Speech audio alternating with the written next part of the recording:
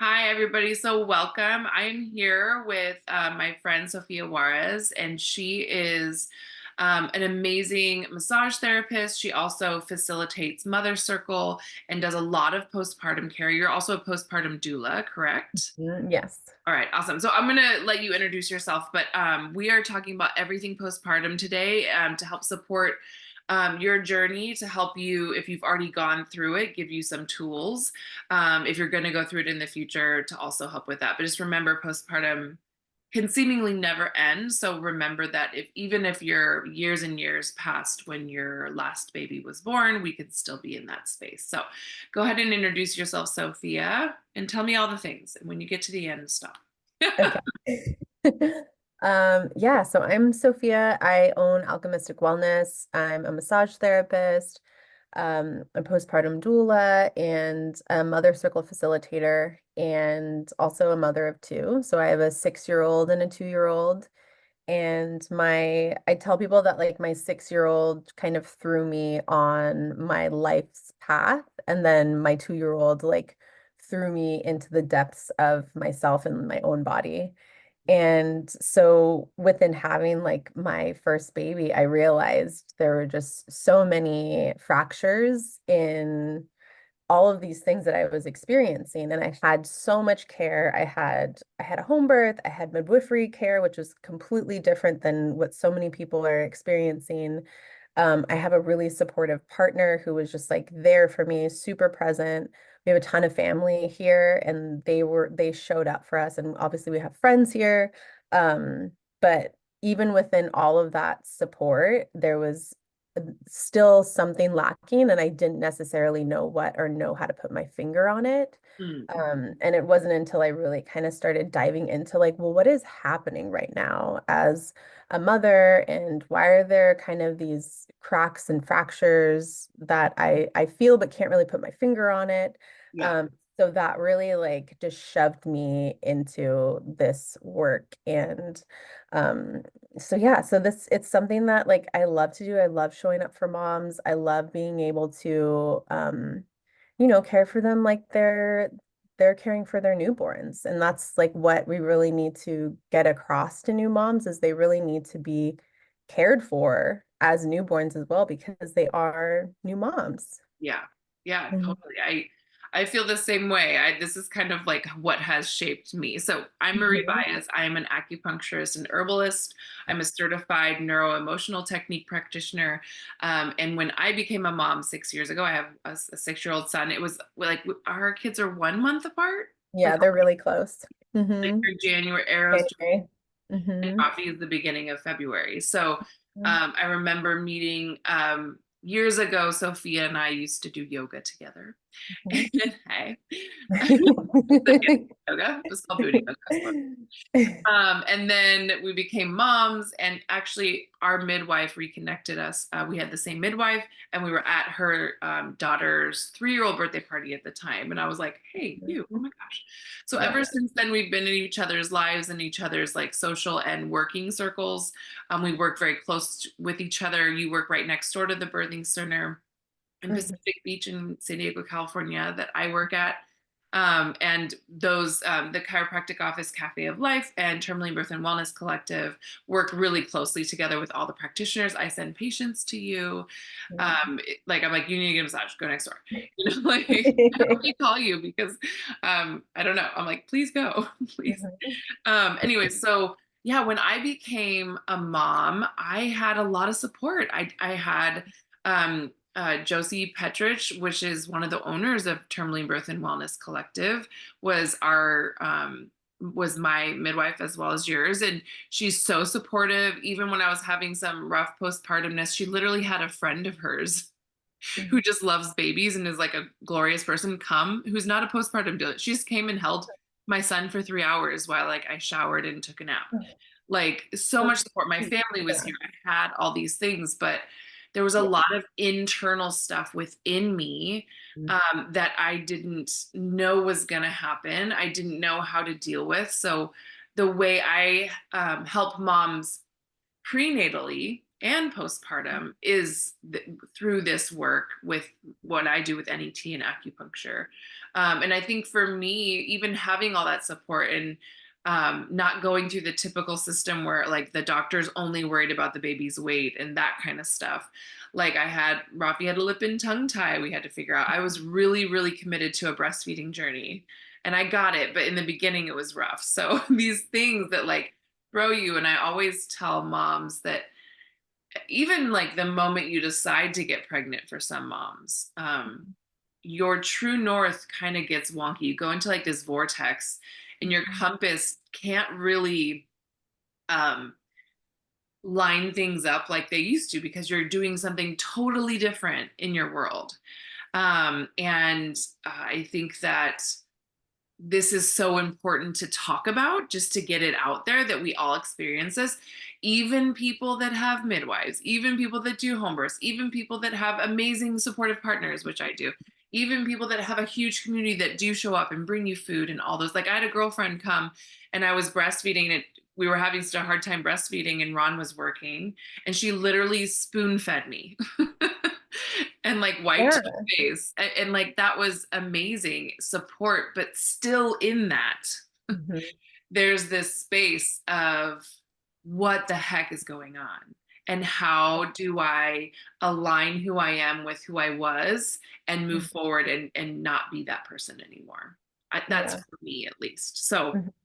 um, yeah, just I think that I didn't even know I was in postpartum depression, or the baby blues, whatever you want to call it, Yeah. until I got out of it at 4 years Mhm. because I had a baby. We had like this tongue tie thing. We had to figure that out. We figured it out. And when he was not even 3 months old, I started my own business. I didn't go back to my job.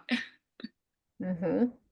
And so did my husband. So these things that like happen in life, because also another thing that happens postpartum is that the things you used to do, the places you used to work, you're like, I can't, like, my job was fine, but I was like, I cannot work 40 hours a week for that much and be gone that long from my son for what? Yeah.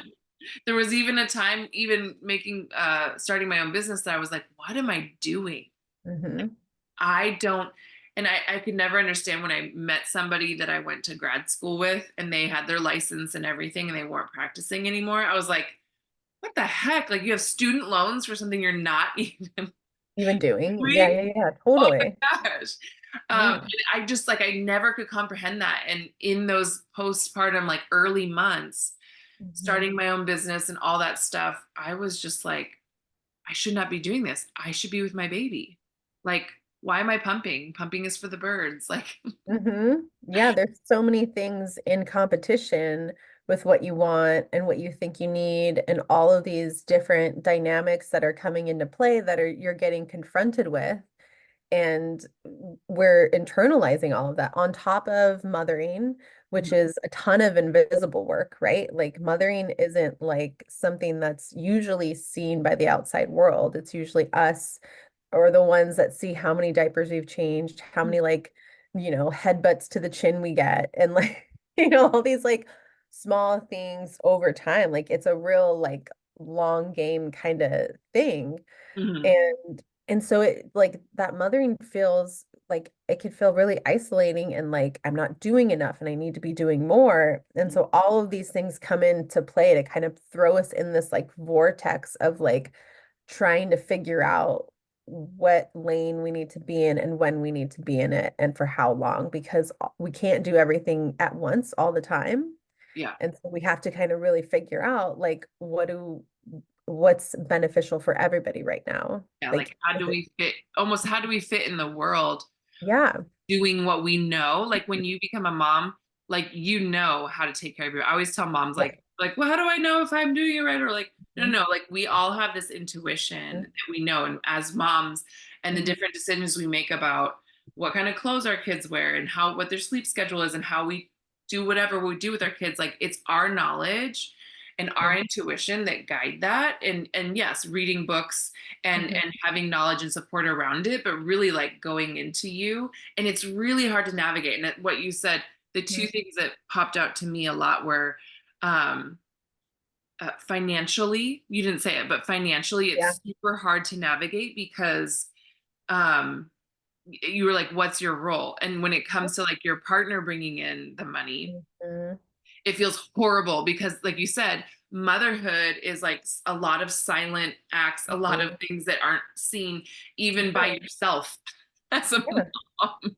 You You're get like, desensitized to like how much you're doing. yeah, And you don't even even realize like how much you're giving because you're yeah, just doing it even all the time. when people like, their husband goes to, it's like the typical story you hear, like the husband goes to work all day and like you get up and you're doing all the things with the baby when they're infants or even when they're Yeah. toddlers and stuff, and like Yeah. the husband or the partner comes back home. There's like absolutely, it's like Yeah. the same, no food has been made, and they're like, what did you do all day? I don't know, but I was doing something Like I literally didn't actively. stop moving.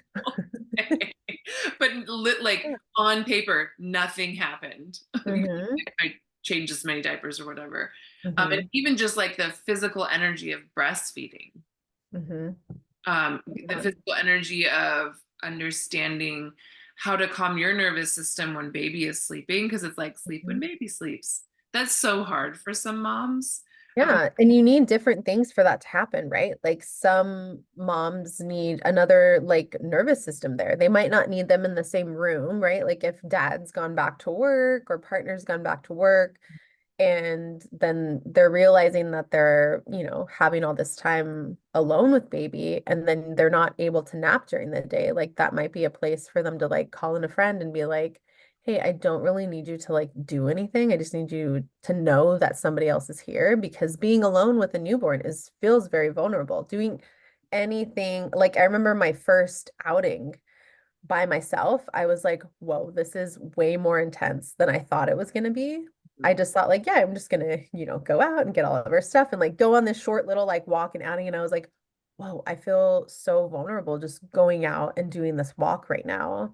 And those things you don't really understand them or they don't hit you until you're actually doing it. And then you're like, is something wrong? Like you start to internalize all this stuff and kind of think about it. You're like, is something wrong? Should I be comfortable? And it's like in reality, no, you're doing this for the first time by mhm, yourself with the baby. And there's all these kind of like factors that can come in, right? But once you get out there, you're like, okay, mm. things we're okay. We survived. We survived this like 20-minute walk and then we can go back to the house. Or like this trip to Target by ourselves and like baby did okay in the car. And now we're gonna figure out like It if takes they like don't. 30 minutes to get baby into the car and out of the car. Yeah, figure out the stroller, figure out the car seat, all the things that you're doing for the first time by yourself where you don't have that like that container of your partner or family around your friends and you're doing it by yourself. So it feels super, super vulnerable and kind of scary, you know? It's totally scary. So that brings up for me, like my Chinese medicine brain is like, pop, pop, Mhm. pop. It's like going Mhm. off. And I know you know this too, because you do a lot of postpartum work with Mhm. moms. Yeah. I mean, as like a doula and going and supporting in that way, and everything Yeah. else that you do, like Yeah. faceted. But in Chinese medicine, like after you give birth, like you do not leave the house for 30 days. You don't even bathe for 30 days. Mhm. Now, I'm not saying you have to do that.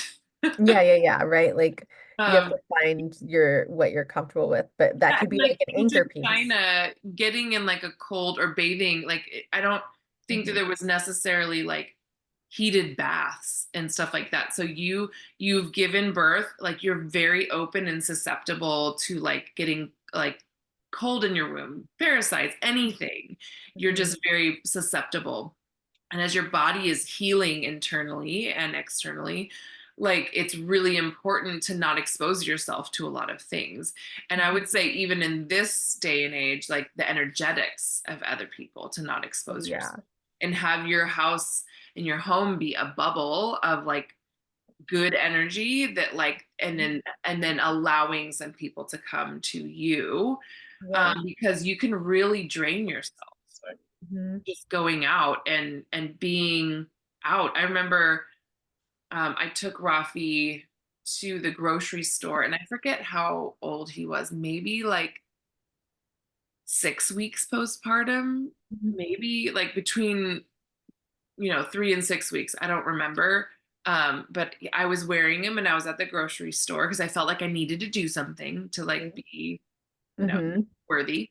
I must at Totally. least go grocery shopping, so we have food here. Mm-hmm. And the lady behind the counter was like, "Oh, how old?" And I was like, "He's this old." And, "Oh my God, he's so sweet." Blah blah blah. And this lady behind me in line was, she was not from the United States. I don't know if she was like European or like from, I forget, like, but she was not from the United States. I think she was from like the Middle East, maybe even. More, or like Asia, even like more traditional of these things where you don't leave the house with your Yeah, it's just like interwoven to like their mainstream culture. Yeah, yeah. And so that's like another thing that we're kind of fighting. And she was just like, ugh, Americans, like, I know. They're like, he get was your like, butt back in he was like, bed. he's that young. And I was like, then my Western mom guilt of Hmm. like I have to go to the grocery store was like in my mind and in front of me, confronted by like Chinese medicine and what I learned and what and I was like, I know, I'm sorry. Yeah. Like, I know. I mean, the postpartum time like really reflects to you like where you're actually at because there's so many things that come up that you don't expect to have to think about or, like you going to the grocery store and me, like I did stuff at like, 3, 4 weeks and I was doing my best to like stay in bed and like do the lion and all the things, but there were still parts of me that I was like, I need to like get out and like get some fresh air and get some sun on me and do those things. But then it's like, okay, did my bleeding start back up? Did like, all of these little things that can kind of come in to yeah, we play see it all when the you time though, realize. right? People are like, Yeah. "Oh, this happened," and I started exercising, and I started bleeding again. And it's Yeah. not your first period. It's not like Mhm. Yeah, it's not your period. that's Hmm. your body telling you like you need to like slow down. And Yeah. I know that's so hard. Yeah, it's so hard for people because we're just not in a like the postpartum time, if we're looking at it as yin and yang, like the postpartum time is this yin time. So it's like the dark side of the mountain, it's the shadowy side, it's the moist, like you're inside the cave. And that's why you do feel vulnerable when you go outside. You do feel all of these things because you're still kind of supposed to be cocooned up, and that's like our natural internal kind of feelings, but we're like battling up against this yang culture that we value this like upward motion, this like which is, great. We need that too, but there's never like the yin place is that time of integration and we don't honor that or value it. And so it feels confusing when we're in that time and when we can't lean into it. Like a lot I tell a lot of people that I see that are they're working, they're pregnant, and they're like trying to get as much work done into like week 37, week 38. And like, we all have our own circumstances, our own kind of like things we're working through within that. But it's so much easier if we can listen to the physicalities of our body to reflect our internal world because our body's showing us what is going to happen and what we need to be. So yeah, we're already getting, when you get into that second trimester, you're already starting to slow down, can't do as many things as you used to do. And then you get into that third trimester, trying to show you like how much you're going to slow down. yeah, And you're like thinking about how you're getting in and out of your car and how you're getting out of bed. And there's like all these things that are trying to reflect back to you what it's going to be like. And yeah, so then you get into that postpartum time, which is it's this radical slowdown. Like it is something that we are not accustomed to at all. It's like if we want to practice stillness, we have to like it's an art. You know what I mean? Like it's so hard for us to do. We have to like incorporate it because that's not something we're doing on the daily basis as just people here in this culture. And yeah. so, in that postpartum time, it's so much easier if you can kind of start to get to this slow kind of like halt instead of this like screeching halt because that's typically when you see like this real battle in that postpartum time of like it feeling frustrated, like baby wants to be on you all the time. It's frustrating that like you can't get up and do things, and like the postpartum time is supposed to be this like really beautiful life-giving time. And if we can like get all of those universal needs in, like Mhm. we all need warmth, we all need community, we need body work, we need a constant source of food, and we need like we need to know that people have us and contain us because we are so open. Like it does feel like, people can say something to you that they might have said before you were pregnant and that might have not kind of like hit you in a certain way. And in postpartum, you're like, I'm Mm. in tears right now. I Oh, can't. and like that's You forever. know? I don't know Mhm. if anybody, I'm aging myself a little bit, but the movie Beaches with Bette Midler and Mhm. Barbara Yeah. Hershey, and there's like a very sadness, and it's always been a sad movie, but I saw Yeah. that postpartum, like when Rafi, I rewatched it when he was like 4 or 5. He's only 6, and Yeah. I was like uncontrollably sobbing. I'm like, Yeah. she gets to had to leave her daughter. Ooh, ooh. Mhm. Like, and Ron was like, Yeah. my husband was like, "Are you okay?" Like, Totally. but Yeah. yeah, there's things like I can't watch, and certain things don't hit hmm the same. It's a lot it's different. Yeah. from I the think I kind of feel like it's the way that we really should be experiencing everything. Like we feel the depth of these situations or experiences. I remember my husband brought me like some tea without me asking after I had Arrow. And he just like brought me tea and it like made me like sob because I felt the imprint that it had on me and yeah. that it was going to have on like future generations of like being taken care of when you're postpartum. And I was just like, oh my God. Like it was just Yeah, now we're so talking about like yeah, intense epigenetics, right? Like so what intense. we're Yeah. experiencing is informing our DNA, which is Mhm. informing our child's DNA, and like that will go forth Mhm. generationally. And So I'd while also say, like healing our past yeah, too, because totally. for whatever reason, if they didn't have the time, space, like capacity, like financial situation to be able to like make that time for themselves postpartum, like that affects us now while Yeah. we have babies. And then, whatever experience we have is going to be shared and there's going to be something that travels with, this lineage. But I I'm know like, it's interesting when you think of like the lineage of it. We went from like most moms being stay-at-home moms, and then World War II happened, and then mhm, they said, please come into the workforce. And then A lot easier to and see. then and it's also Very, kind of like right? And like easier to cut out. Yeah. mhm, Good. Like hold on I one got it. second. mhm. Yay. Yeah. Somebody is Yeah, I talking. think when I cut mine, like my two that I did, it was like Oh yeah, you're good. 180 milligrams. And Okay. Sorry. You're good. um okay. So sorry, what was I saying? Oh, it's kind of like a mind fuck of like hmm we worked as women so hard to get these equal opportunities and stuff in the workforce and to like be back as a mom. It hmm feels sometimes like going back in time, and that like we shouldn't feel this way of wanting to stay home. Now, if you want to stay home and you want to be a stay-at-home mom, or if you want to be a working mom, this has nothing to do with that. It's just from my experience, I've always really enjoyed and wanted to work, hmm and appreciated the women that came before me that have like that, trailblazed, hmm into this, where we are right now. But I think it does take a little bit away from that. It's something that is huge in the postpartum experience is that in our minds we're like, no, we have to be functional, we have to do, and postpartum is so much about being and learning and like that yin, that dark side of the moon, that hmm that not Yeah. moving. And it's so huge. And so um yeah, I feel like that's so much of what you're doing.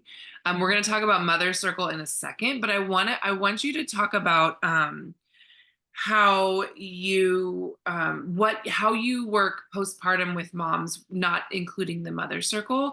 hmm Like if somebody hires you as a postpartum doula and or as a massage therapist, hmm for actually prenatal too, but we're talking postpartum here. So just Yeah. go into that and like how you support moms, and like um, having talked about everything we're talking about, um, how how you incorporate that into your work. Yeah. So when I work with families, like the first thing I let them know is like my care is mother-centered care. It's my job to come in and to take care of mom so mom can take care of baby, right? So the first piece that we really work on is this educational piece. So I sit down the family and we just talk about like these universal needs of postpartum of like what we need and why mom needs all these things, right? Because sometimes we can kind of get into our head and be like, well, why do I need to like have this lay in for so long? And like, why do I need all of these things? Or why do I need a meal train? Or, and a lot of the time it's like you just don't know what you don't know when it's your first time, especially when it's your first time. Usually a second time parents are like, I literally want everything and all the things all the time for as long as I can.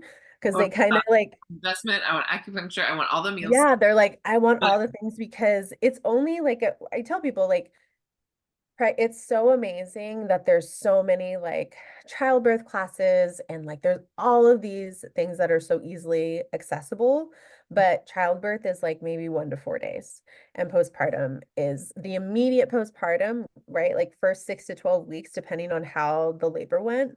And then also, Ayurvedic tradition says postpartum, like early postpartum is the first 3 years. So you really don't feel like fully regenerated until 3 years.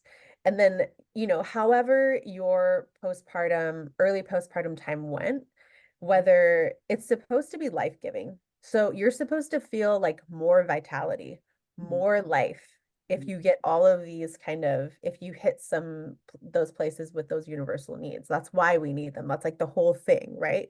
If you're saying like, well, why do I need all of that? It's to give you more life so you can go out and like be and do things that you want to be, whether it's in the workforce or whether it's within your own home. It's so you don't feel depleted every single day and you can achieve the things that you want to. Yeah. Yeah. Isn't that interesting? That Mhm. 1 to 3 years, and we do have a lot of moms that are having children, and there's nothing wrong with this. But Mhm. having children less than a year, two Mhm. years, 3 years, and like Mhm. and all permutations in between, Mhm. another child.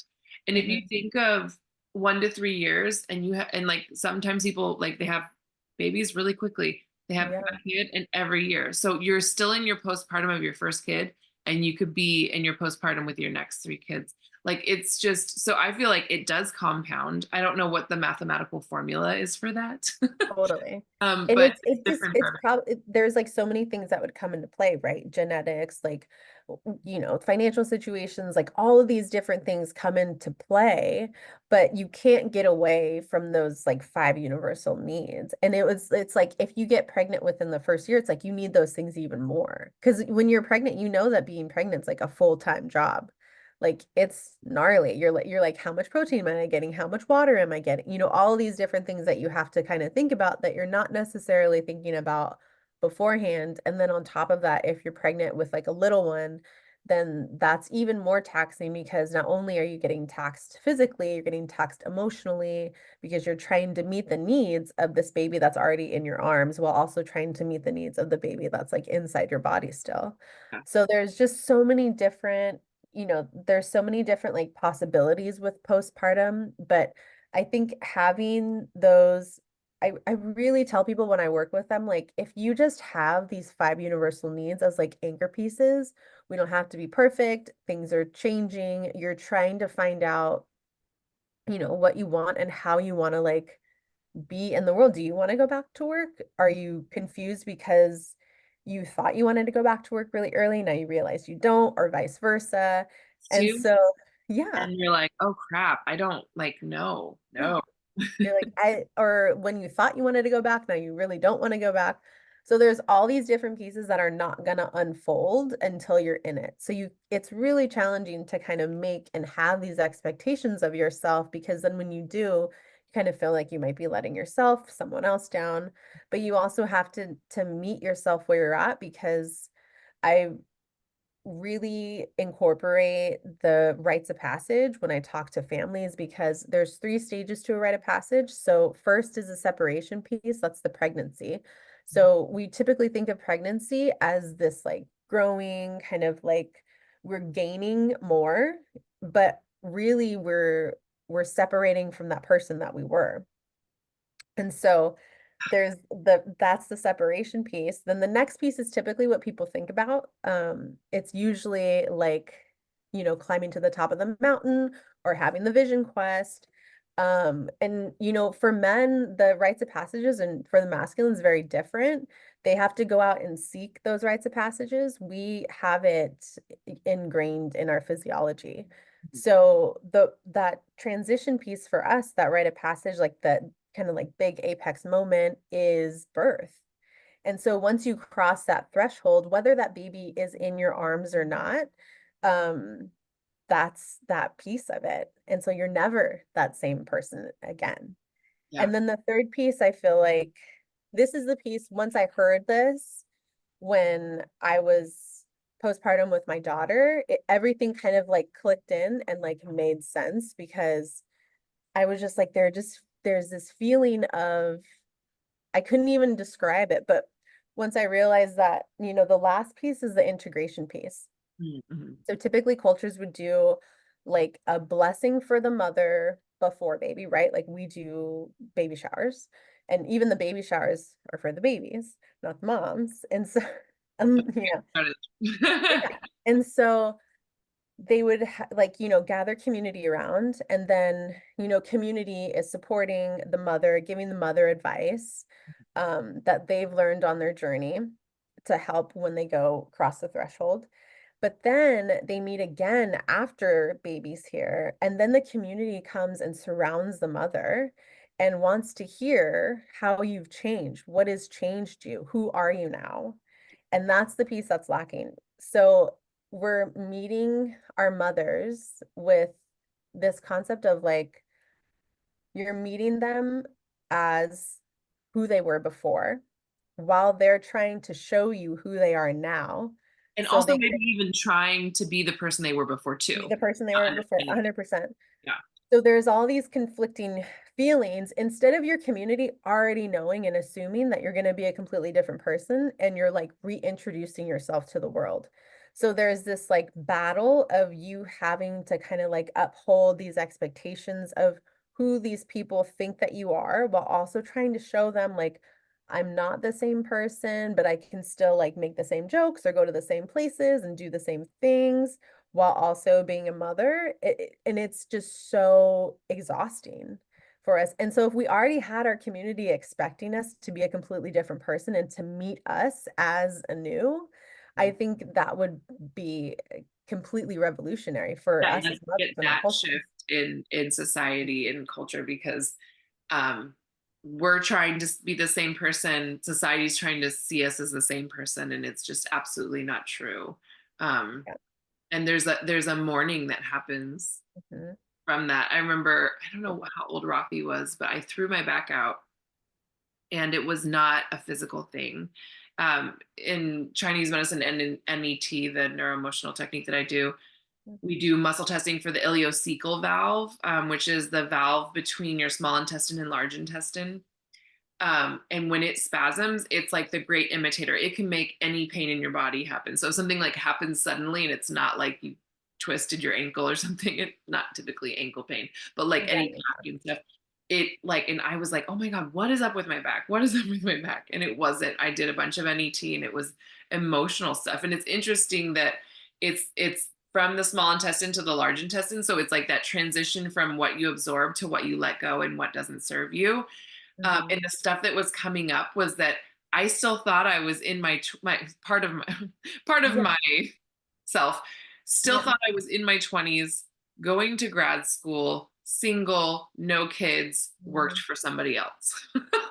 And yet I was married with a child, had my own business, and totally different. And like, yes, of course I knew that. I was living that life every day, but my paradigm hadn't shifted for a Mhm. part of me. And I had to go through that. And when I came out the other side, my back was so much better. Totally. It's Yeah. like, I mean, I would like go to work and like walk down the hall, like, how's it going? And like have to pick up something from the ground and be like, ah, like, mhm. and my Yeah. patients, most of them didn't know, but like I like almost couldn't move at all. Yeah. And There's that's so that many. transition. Yeah, there's just so many unexpected things that come up for us as mothers, whether it is like we're not addressing the person that we used to be, and we're like in this internal battle, because I think that's such a big piece of, you know, why it's so challenging. I think it's why it's so challenging for us to come out and like seek community, because we think it's only happening to us, and it's only something I'm experiencing because we're not talking about it, and we don't have a lot of like spaces where we can feel open and do all of these things, which I think it's starting to definitely change, and there's starting to be more places for people to come to and to just be, with however they are at that moment in time. But it is really hard to meet that and to allow yourself to have that like turn of the leaf when you're postpartum, because you are really still figuring yourself out as you go. And there's so much pressure for you to kind of feel like you should know what you're doing because you're a mother. And I'm like, you're learning as you go. Like you're as old as your oldest baby. I'm like, I'm only a 6-year-old mom, so I don't know all the things. Like Like I'm I in only know as first old. grade of mom. Yeah, like I don't, Um, there's, and every stage has its challenges and its, places of growth and beauty and all the thing, whether it involves, your family or it's something that is just pertaining to yourself. But, there's so many things, especially with postpartum care, that we are like, I attend to, and a lot of it is this emotional, like spiritual piece, because we do feel so open. There are so many questions. And so I mean, we go over anything, like from body work to breastfeeding to like changing diapers to like all these kind of like tangible things that a first time parent can feel a little intimidated by. Like, there so many people are like, babies are so strong. And I'm like, yeah, I know they're like superhuman strength, right? So trying to like put clothes on or like change a diaper, like all these little things are something that it is really nice to have, some support around.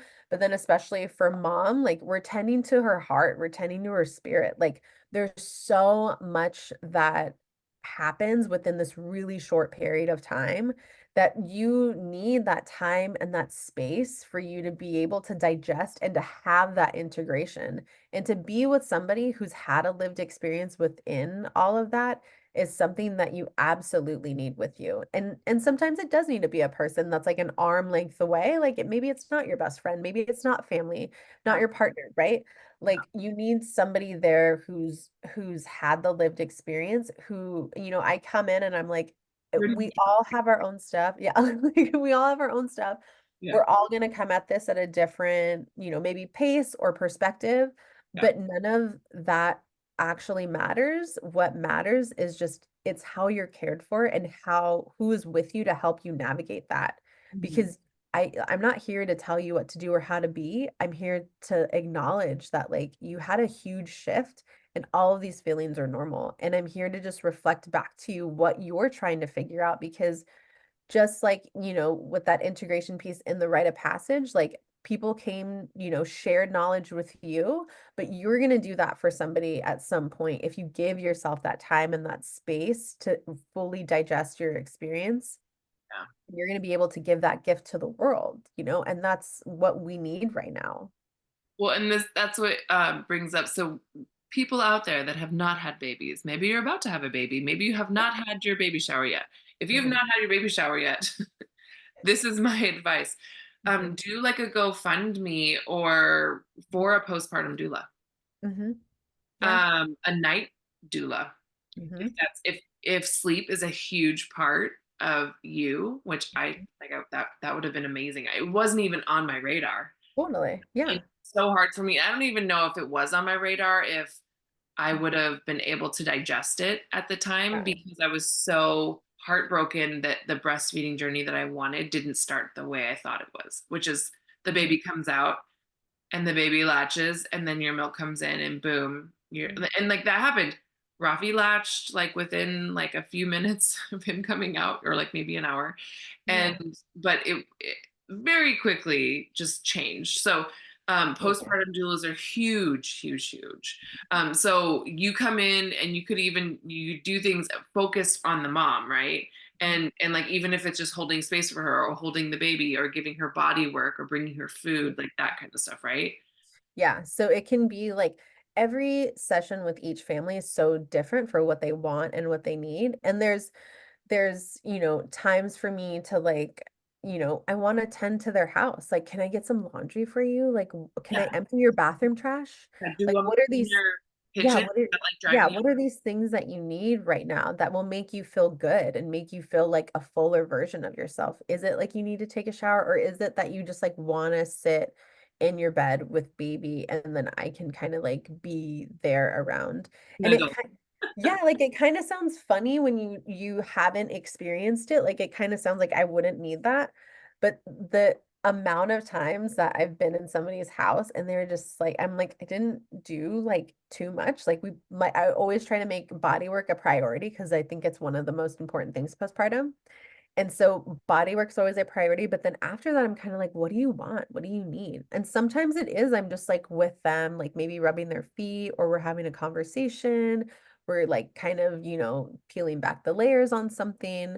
And then sometimes it's like me doing a little bit of housework, making sure that like mom feels good. She's got a lot of food. She's always got snacks next to her, water next to her, all these like little things that maybe are falling at the wayside sometimes because those small things can just feel like really big things during that time.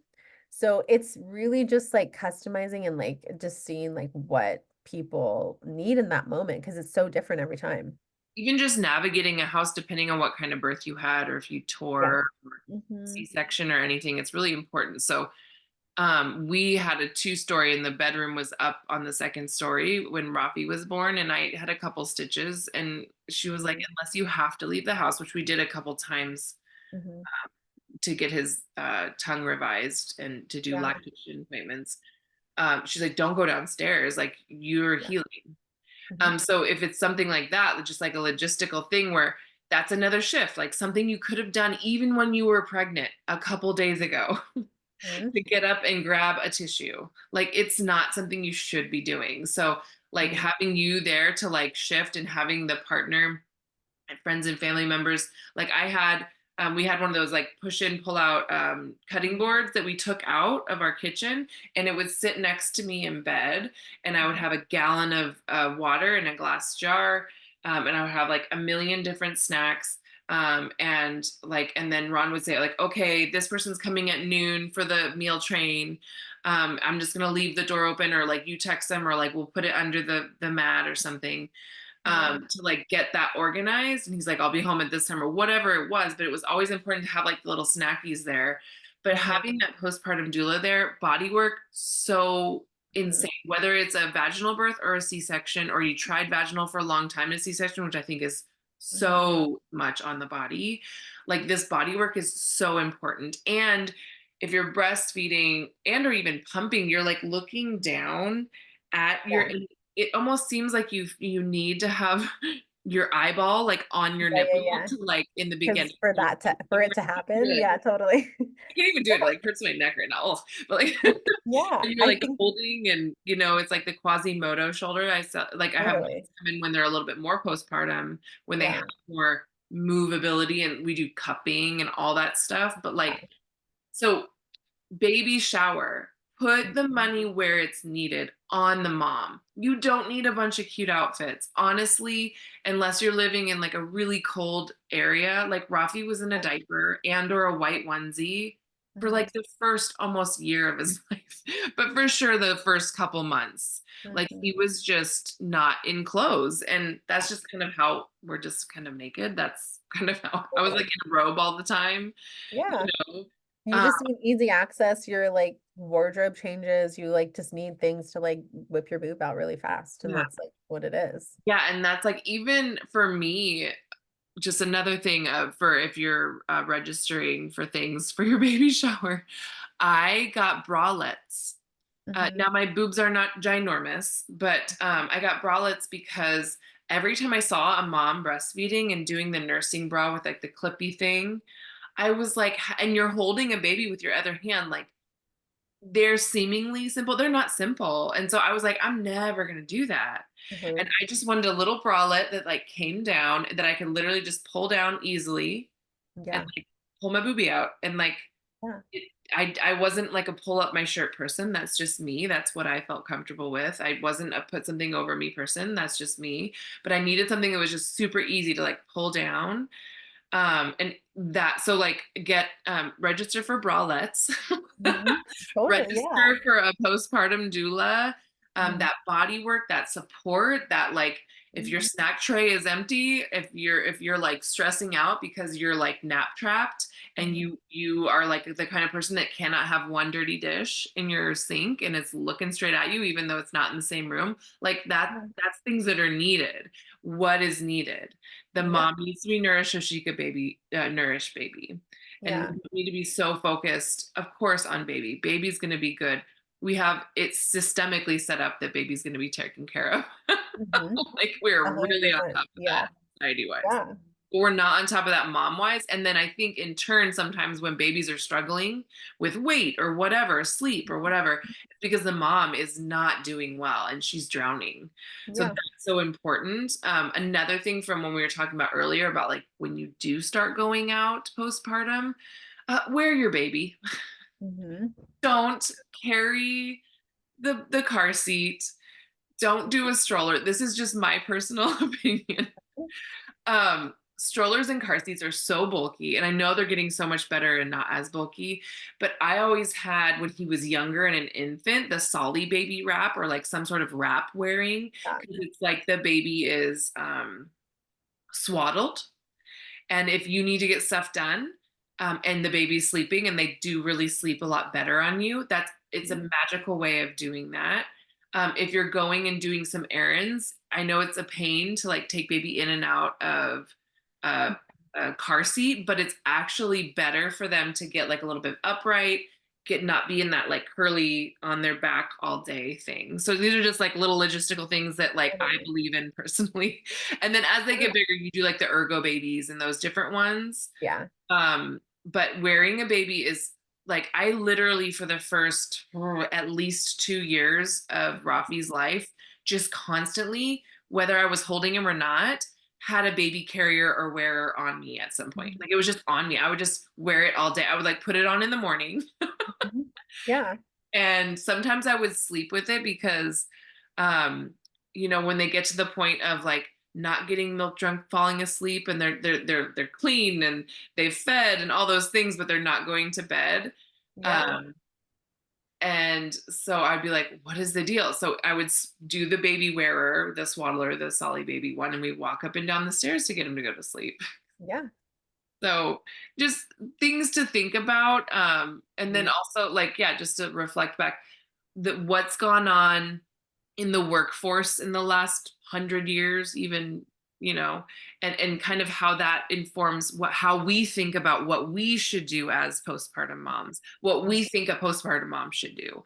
Mhm. Um, I'm never gonna say like you're the worst mom ever if you go for a walk a couple days postpartum. But when I do see it on Instagram, I am like, Mhm. Yeah. because I remember, I think it was maybe a couple weeks postpartum, Ron was going to Mission Beach and doing this like skateboarding event thing. And he's like, just come, we'll just park right there and you could sit on the bench. And I was like, okay. And, Yeah. and I was wearing Rafi and it was Yeah. like a little windy. And I was just like, whoa. It was like my body could not So handle it. yeah, isn't it? It's like wild Okay. how intense these things are when you are very early postpartum. It's because you just don't have any containment around you, and it just feels so you just feel too open and too Just vulnerable for opened those a things. portal to bring a child to Earthside, and Mhm. that portal's still kind of open, energetically and physically. So like the wind at the beach, I was like, and like Chinese medicine is like, and I was like, I Yeah, the wind is like you're like cover your back and shoulders. even though it was like warm outside and sunny, Mhm. and it was just like so many people even though there weren't that many people. So these are just things to think about. Mhm.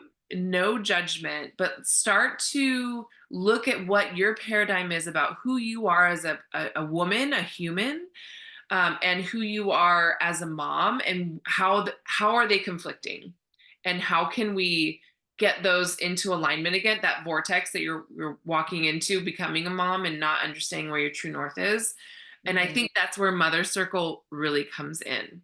I think that this is a huge thing. So let's talk about Mothercircle, because that whole epigenetic in your line, epigenetic in the world and society, and that shifting is happening, and this support that we've been talking about this whole time, that we're not getting as much as what we need. And I think this is like such an amazing thing that is so key. And I wish I had it. I wish I had a postpartum doula, and I Totally. wish I had this when Yeah. a new mom. Oh, 100%. I feel like Mothercircle is what so many people are wanting and they're craving. So Mothercircle was created by Kimberly Anne Johnson and Jessica Conley. So Kimberly Anne Johnson's an author. She wrote The Fourth Trimester, which is like the holy grail of postpartum care books. I always recommend it to clients and people, just if they're even talking about getting pregnant, I'm like, this is the book you need to That's the have. one that when you were in Yeah. labor, it got Mhm. delivered to your house when you had Arrow, your firstborn. Yeah, so I ordered it. I think it was like pre-sale order or something like that. And then I was in labor and somebody knocked on my door while I was in labor and I was just like, that was weird.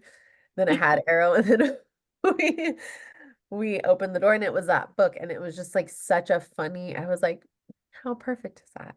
Talk Amazing. about like the universe being in alignment, Yeah. because I feel like that was like, obviously having a child is glorious, but like that book being something as a resource for you that has like Mhm. brought you more into what Kimberly Ann Johnson is doing, and brought you more into the work you do as a postpartum doula, as a massage Yeah, therapist, as a mom and a facilitator of Mothercircle. Like, totally. talk about, I just like, it like gives me goosebumps. Like I feel like it was like the universe. Yeah, I almost don't believe you when you say you ordered it. Like, I no, know. I'm like, no, like the powers It that be just like floated it. it just came Yeah. and just like helped me on my path. But so Kimberly Ann Johnson, author, she's a sexological body worker, somatic experiencing practitioner. She was also a birth doula. Jessica Conley was a doula, and she's like this really seasoned women's circle facilitator. So they got together and they created Mothercircle. So Mothercircle it's an 8-week series, and we talk about 8 different themes each time we meet up. And I really feel like this is something that really needs to be out with mothers because we've also just forgotten how to gather as women. Oh, And in this way of like it being, a ritual and something that's calming to our nervous system. We're having like these meetings each week. So there's predictability, there's familiarity. It's like all of these things that we need during that time, especially in the early postpartum. Like Mothercircle is not just for early postpartum, but I feel like it's so beneficial in that time. But I mean, I've had moms that have, 12-year-olds and 6-year-old, and I have a 6-year-old. And so all kind of ranges of where they are within their mothering journey. But just like anything else, there's evolutions of our mothering. And so things change and shift within that. And so even the same question I'm asking a new mother will pertain to the mother that has a teenager or somebody who's way older than that. And their answer might have shifted from when they were early postpartum to that and where they're at right now. So I feel like it's something that is is what everybody's wanting. They're wanting community. I don't know how to get it. I don't know how to get out there and be a part of it. I want to be with people that like are also curious into like what is happening right now as a mother, like what is going on in this like rearrangement of self and trying to like reorganize. So it's Mothercircle is structured in a way for all these themes to layer on top of each other and to benefit each time you're coming. So you're learning something maybe new about yourself, or you're getting kind of like clear on certain things. You're also like learning language. That's like a big piece of it is so much of our mothering, we're like having these feelings of things, but we're not really sure where they fit into ourselves and on our journey. And we're not really sure where we're landing at in our journey with all of this. So Mother Circle helps you gain this language to help you navigate your journey right now.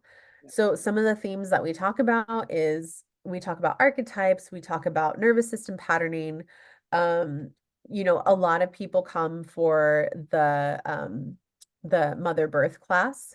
So with mother birth, we're not talking about our birth story. We're actually using movement within that birth story, which I think is a really beautiful piece because we can kind of get lost sometimes in our birth story if we're talking about it.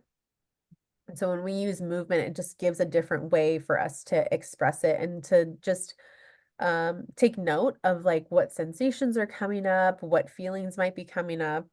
And within Mother Circle, the container and the circle is if I ask a question after we get to a little bit of material, it's a place to only be reflected back to. It's a place to only be heard. It's not a place for advice or to necessarily be resourced in a way. And I think that's the piece that we really, really need. Um, a lot of the times it's like we don't necessarily need all of this advice because we have the answers, just like you were talking about earlier. Like we have the answers we need. We just need people around us to see us and to validate us within what we already know. And so Mother Circle gives us that time and space. Yeah, Yeah. holding that space and like just reflecting also that reflecting back like what you just said Hmm. to the group Hmm. and saying like this is what is happening, this is what I'm trying to navigate, Hmm. and then they're like, "Ooh, this is what's happening, this is what you're trying to navigate," and then you're like, "Oh, I get it, I know." And if it's validated and it doesn't have to be what the right thing to do is, because that when it comes to giving advice and stuff, like that's like what is the right thing to do. We just did give a little bit of advice, but that was my personal advice. It's something for you to Totally. Yeah, yeah, yeah. but like I feel like what I love about how you're talking about this is it's not like a group of moms coming together and like commiserating in a way of like, oh my god, blah blah blah, well then I did this and I did that, oh yeah I did that, and da, da, da. Like have you ever been on a forum like there's like Oh breastfeeding yeah, they're forums so on wild. Facebook? Yeah. Oh, And you can and get stuck in that spiral, right? And that's like, we have a very good idea of what we don't need as mothers and within ourselves. Like, I know exactly what I don't want. The yeah, place that I really get confused on is, well, what do I want? What yeah, do I want? And how do I get that? And that's what Mother Circle helps you with within, whether it's in, your mothering journey and trying to figure out what you want and need, or whether it's like within, do I want to go back to work right now? Do I want to stay at home longer? Can I stay at home longer? Can I make that work? Or do I have to go back to work? And how do I make that work if I do that? and how do I like, yeah, come to Yeah, terms with that if that's something. totally. Yeah, because motherhood there's an inherent sacrifice, but we have to find our boundaries within that sacrifice and make it and help it work for the whole family as a whole. There is that sacrifice there, but we have to really figure out like what is going to work for everybody to where I don't feel like I'm sacrificing like 90% instead of maybe sacrificing, 20%, 25%, Yeah, and I really loved what you said about telling the birth story through movement instead of like words.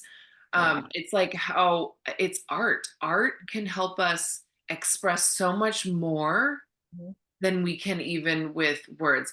And it could be art like I just think in general in life Mhm. like you could be in a bad mood and want to cry or need to cry and not be able to, but maybe you have a movie. Like for me it's speeches, like literally when my grandfather got really sick I went completely down, but I knew I needed to cry. So I Yeah. put beaches on and I cried because of the movie, but also it was allowing me to cry because of my grandfather. Mhm. And so, like, doing something out of the ordinary, not just talking in art, that's the somatic work in there where things can come out when we do things through different paradigms. And art is so much that. It's like movement is that. I love that. I love that. I didn't even know that that was part of it. So great. I'm learning new things too today. I love it. And so, yeah, I really just think it's really important to kind of be in a place where people are holding space for you and you're holding space for others and you're just reflecting Mhm. and doing things to like bring forth the things that need to come out of your mouth and your body, you Mhm. know, Totally. Yeah, 100%. and kind of be at peace with that. So, Yeah. um, you are doing your first mother circle this year, correct? Not your first mother circle. You've done mother circles before. Yeah, I'm trying to do it every season, but I only got to winter this year. Didn't get to Okay. spring. So Spring. we're going, Okay, I good. was like, maybe we'll hold back. But I'm gonna do it July, I think it's July 14th. Sunday, July 14th will be the start, and then we'll be with each other for 8 Sundays, and I'm gonna do it on Zoom. So yeah, I'm really excited about it. Doing it on Zoom, I feel like that'll be even I did it in person last time and the cohort got so much out of it. And I'm really excited about Zoom because you don't have to be in San Diego to attend. So I feel like that's something that's going to be really accessible. And you also don't have to leave your house too. Like you can just pop on and then you're here for an hour and then you can just kind of go back to your day, which is great. I really love that. I think that there is something to be said about gathering in person, and I know you're going to do one Mhm. probably later in the year or next year for that. But I really think that how cool, like Zoom, if you're super postpartum around the Mhm. middle of July, Yeah. you do not need to leave your house because you should not be leaving your house. Yeah, yeah, So you can do this work while being in a space that's also your space and like healing yeah. for you. It's gonna be like triple healing. Mhm. And I and then like you said, across the country, like Mhm. so many of my patients, like they'll move or they're military and they get transferred to different parts of the country or even the world, and they don't have San Diego's like the mecca of this kind of Yeah. work, of the work Mhm. I do postpartum and prenatal, and the work that Cafe of Life does, and the work that you do, and like the birth center that we work at. It's like this mecca of amazing, glorious people. Even like um, my office in Mission Valley, I share with this lactation, like magical unicorn pony, and Yeah. I've been sent friends like out of San Diego County to people that have the same initials as her. Mhm. And they're like, well, like this is what they told me. I'm like, they didn't even glove up and put their hand in the baby's mouth. Like, what is going on? Mhm.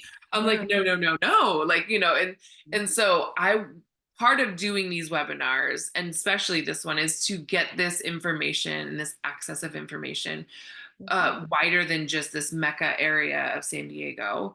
Yeah. But I'm so excited that you're doing this Zoom Mother Circle because anybody can come. Mhm. And honestly, like even if you're in a time zone where like on the other side of the world where it's like the middle of the night, you're probably gonna be awake I know you're feeding most anyway, likely be up at that point. Yeah. right? And it's an hour. Usually you're up at least an hour at At night. least an hour. Yeah, yeah, yeah, totally. And to connect with women from different parts of the country, of the world, and different backgrounds, I think Yeah. is so beautiful because that in itself is also healing. So, Yeah. and seeing somebody that like looks and is from somewhere totally different from you, looks at life differently than you, is going through the same exact thing, I think is so nourishing and so healing. And 100%. yeah, Yeah. I love this. Really Well, thank you excited. so much. You're so welcome. Thank Today. We're you. going to be doing another webinar a week from today we did it once, so at 2 next week, because I think our schedules were a little bit different. Yeah. We're going to be hopping on Instagram Live in a few seconds to talk about that. So if you're watching this right now, or if you're watching the recording of this, we're doing another one about, we had done an Instagram Live a couple years back. It Mhm. was at least Yeah. 4 years Yeah, back. like 3 or 4. Yeah. 4 years, about miscarriage, and it's a beautiful, moving topic. And Sophia's take on it is very glorious, and I think it needs to get out there. Changing cultures, changing our culture. This is what this all is about. So same theme, but we're going to be talking about miscarriage Mhm. and support around that. So join us for that, and send anybody that you know across the world Sophia's information so that they can go to Mothercircle. I think that you said you're taking a max of 15 people. That's going Mhm. to fill up fast. So Yeah. if you know Yeah. people that have recently had babies or are gonna have babies within the next couple weeks. I'm Mhm. thinking about gifting this to my sister who lives in Alabama. She's Mm. my money is on July 2nd, where through which I will win all of the brownie points and family pride. So and then the baby will also share a birthday with another cousin. So Amazing. please come. I'm going to be sending this out as an email attachment to all my people. I'm going to be sending it to Sophia so she can send it to all her people. And we're going to be getting the information about this Mothercircle. It starts in July 14th.